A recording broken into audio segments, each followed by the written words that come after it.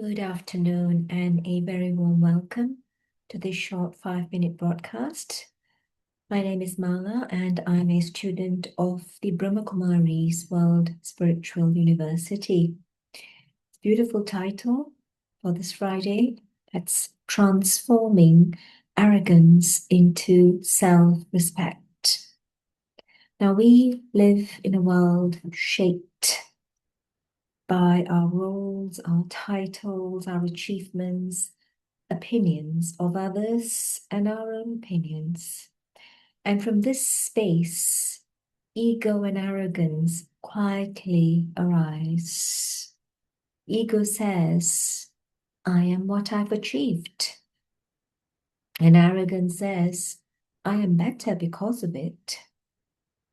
But beneath all of this, there is something deeper, quieter, and far more powerful, and that is self-respect. Now, self-respect is not created. It is the foundation. And therefore, since I don't have to create self-respect, I just need to remove the cobwebs and remind myself as to who am I? I'm not the achievement. I'm not the opinions. I'm not the role.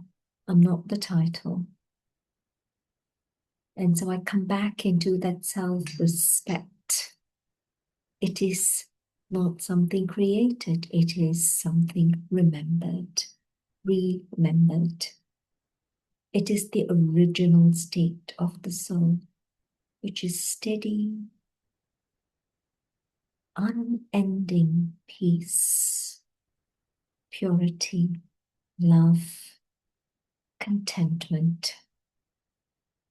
Ego and arrogance are like the waves on the surface of the ocean, whereas the original state and quality of the soul are like the depths of the ocean itself.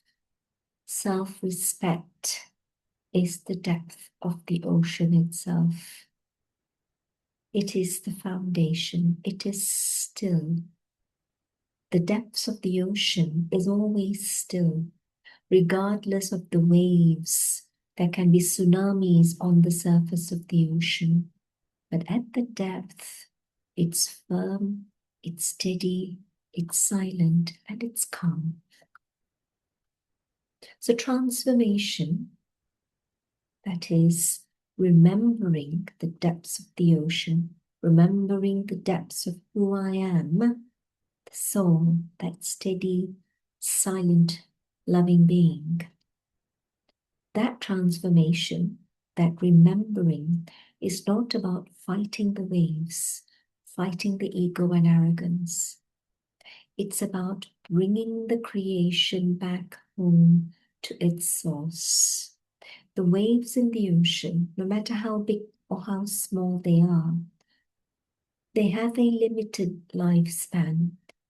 They arise, they sustain, and then they go back. So they're going back. They are the creation. The creation goes back to the creator. And when I forget who I am, I look outward for validation because I'm desperate to know who I am. When I remember who I am the depths of the ocean. That stability. And a little story to illustrate. There was once a king. He was extremely proud of his kingdom. He believed that his power came from his crown, his position, his wealth, his admiration of the people, right? His power. But one day, a wise sage visited him and said, "Dear king, would you like to see your true kingdom?" And the king was intrigued. And he said, "Okay, I would." And so the sage said, very simple, just take off your crown and all your royal robes and all your symbols of power and just come to my little hut and sit quietly with me in your simple, normal clothes. At first, the king was restless, he was uncomfortable, and he actually felt diminished. Right? He felt this is not him. But slowly he went along and he sat. Something in him shifted. He started to feel deep satisfaction, peace, something he had never experienced in the grandeur of the palace. And after some time, the sage asked, now, who are you? And the king replied very gently, I feel complete without needing anything. And the wise sage smiled and he said, this is your true kingdom. Your crown, your power, etc. are not you. You never wore any of that. Your identity is this, your true self.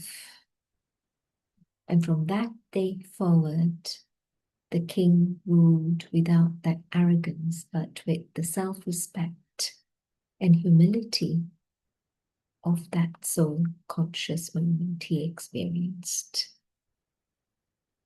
So let's take a pause and just notice the thoughts arising within. And those thoughts may be laced with comparison, justifications, defensiveness, or the need for recognition, praise. But it's fine, detach and remind ourselves. These thoughts are like the waves. They're not my truth. The roles are not my truth. Yes, I'm playing those roles, but like the actor playing a role, the role is not the actor, and the actor is not the role. They are separate. And return inwards and reconnect with the original, peaceful, dignified qualities of the soul. You always ask the question, am I acting from ego and arrogance or from this space of self-respect? This is the transformative thought we give ourselves every moment. Thank you.